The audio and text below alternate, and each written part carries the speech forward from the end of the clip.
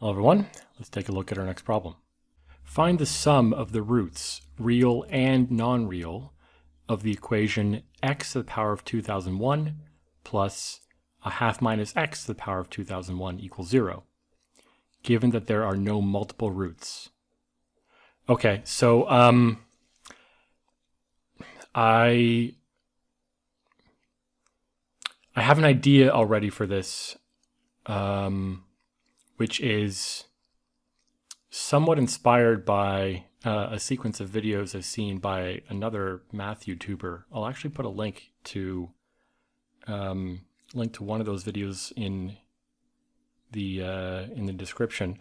I don't know if this is going to be the approach exactly, but basically one of these two terms I'm going to put on the other side of the equation, then divide out by that thing, and I'll have something to the power of 2001 is equal to -1. So let me go ahead and rearrange that.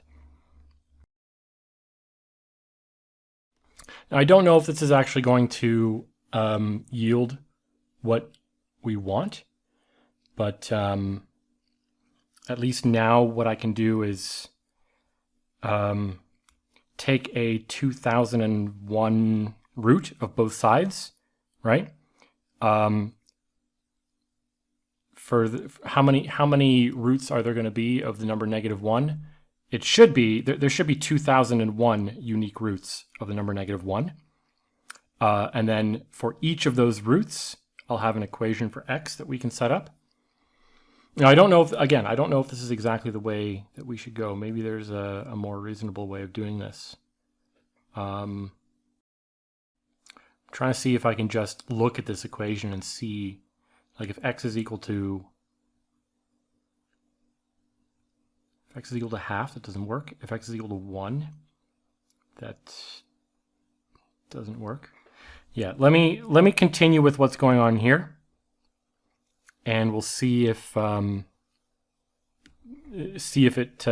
leads to something useful.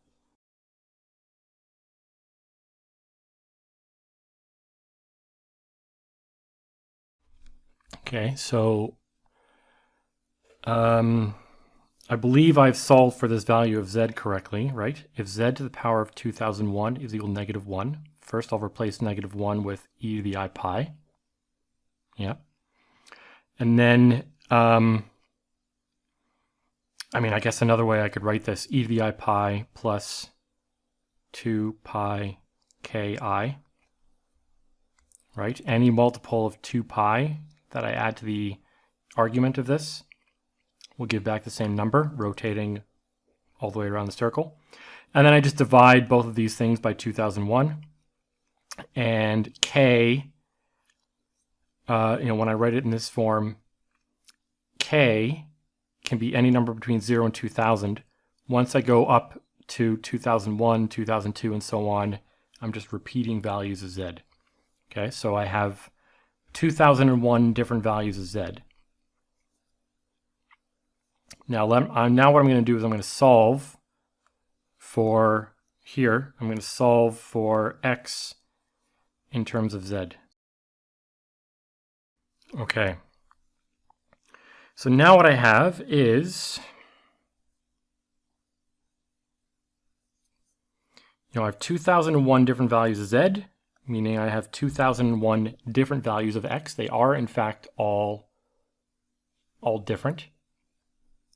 All values, every value of k that I substitute in here will give me a different complex number, and each of those different complex numbers, when substituted in here, also gives a different complex number. But now, how do I add up all of these roots?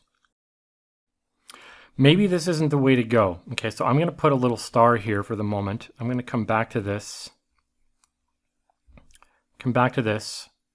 Because I don't see directly how my current approach will help or continue from here. But another way of doing this is to,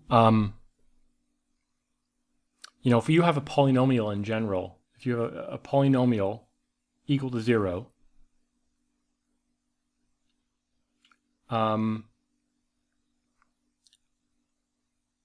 there's something you can say that the sum of the roots is related to one of the coefficients.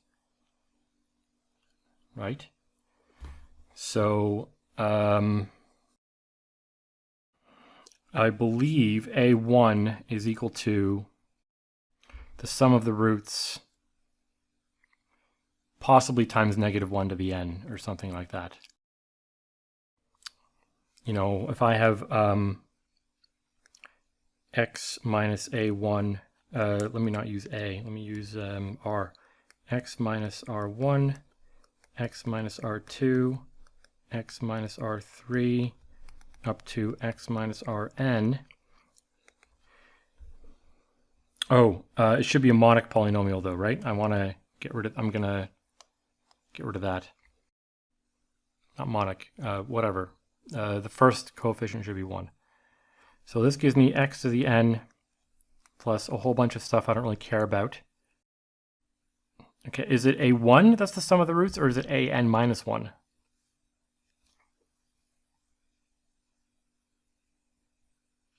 I guess it's an minus 1, right? You know, I was doing this in terms of, I was thinking in my head about quadratic polynomials. So a0 is the product of all the roots. That's kind of clear from this expansion.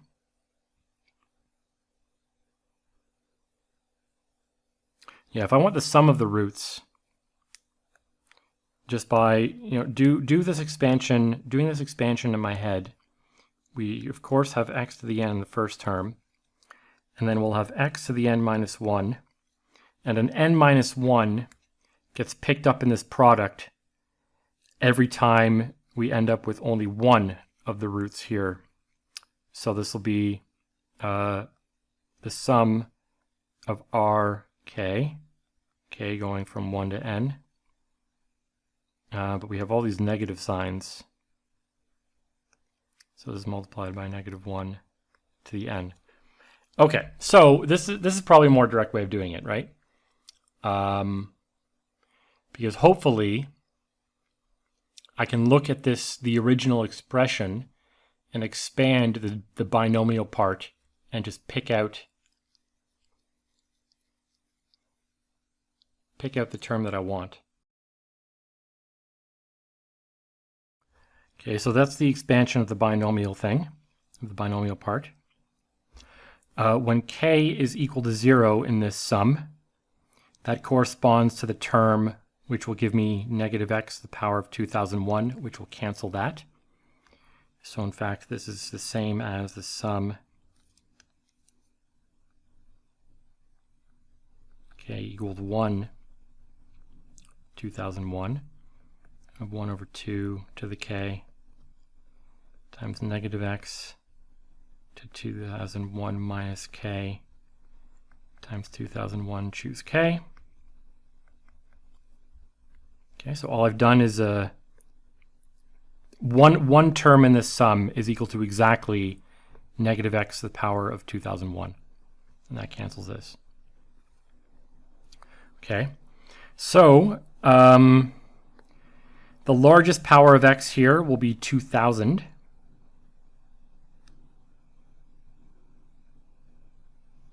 You know what I want to do here is I want to multiply through by 2. That way the polynomial has a coefficient of 1 in the largest power. Or what do I want to multiply through by? I want to multiply by through by a half. Okay. Let me write this nicely. 2001 minus k. Okay, so now we have a polynomial. The largest power is 2000. That happens when k is equal to 1. The coefficient in front of that power of x is 1. Wait, no, it's not. Oh no, it's not 1.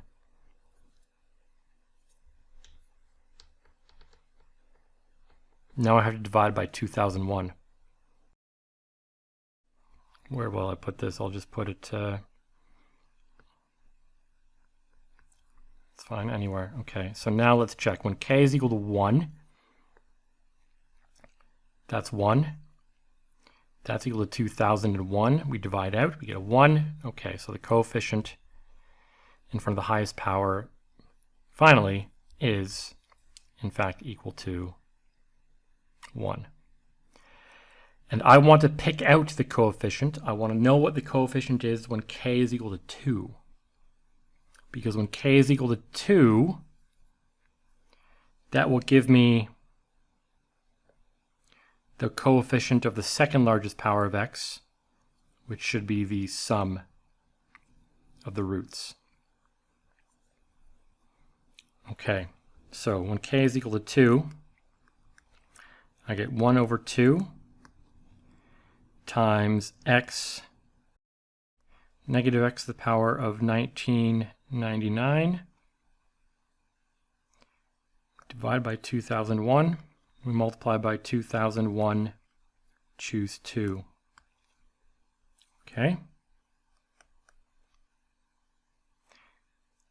Is this going to be easy? Is this going to be easy to figure out?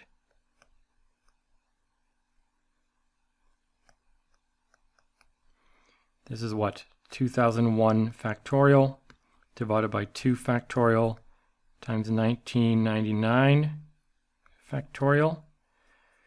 Okay, I'm a little worried about that negative sign. I feel like, oh, it's not -1 to the n. No, it's just negative x to the n minus 1. Right? I get n, if I had n minus 1 powers of x, that's when all the x's get multiplied together. And then for each sort of combination of n minus 1 x's, there's one root I pick up. And so they all have a negative sign. Okay, yeah. Okay, I'm happy with this now. Okay. Let's just expand all this stuff or cancel things out here. So I have negative x to the power of 1999 divided by 2001. Here I'll have 2001 times 2000. For some reason I forgot this factor of a half. And here I'll have a 2. Okay, so 2001s cancel. And I end up with 2000 over 4. So I get negative 500 x to the 1999. So I believe the answer will be 500. Yeah.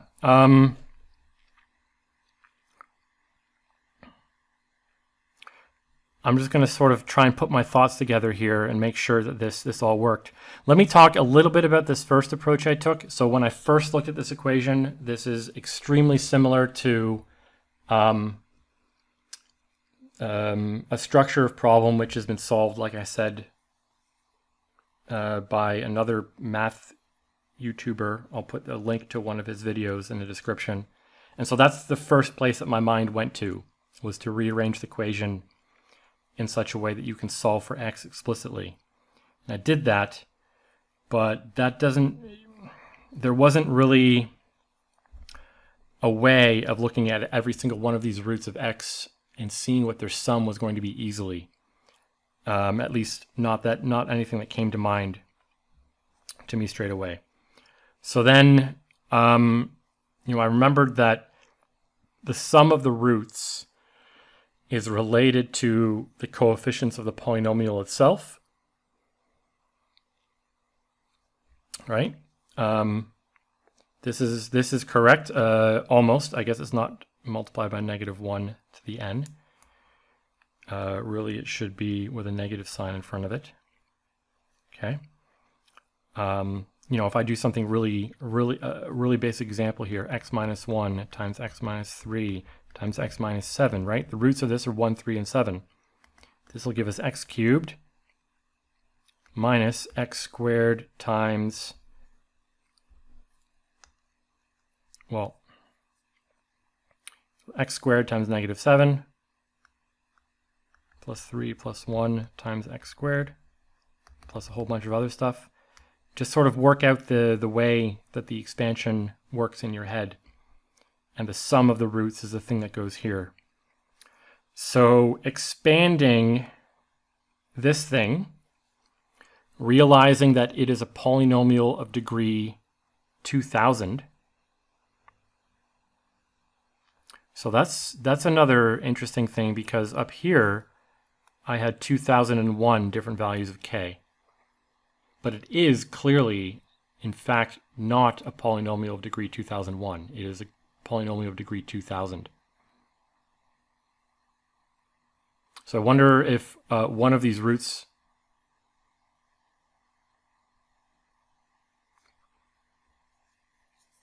when I substitute things in here, is one of the roots repeated? Possibly. I'm not going to think about that too much. I mean, it's even stated in the question, given there are no multiple roots.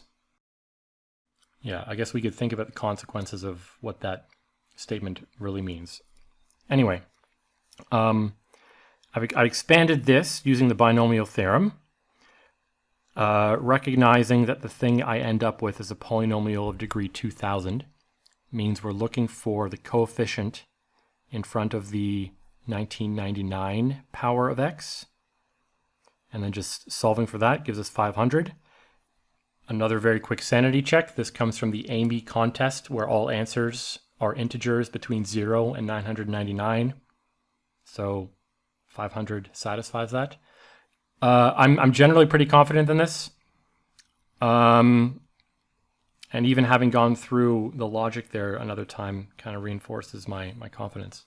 So if I have any more comments about this or interesting things I want to say, or if I find a mistake in what I've done, I'll put it in the description. But otherwise, thanks for watching.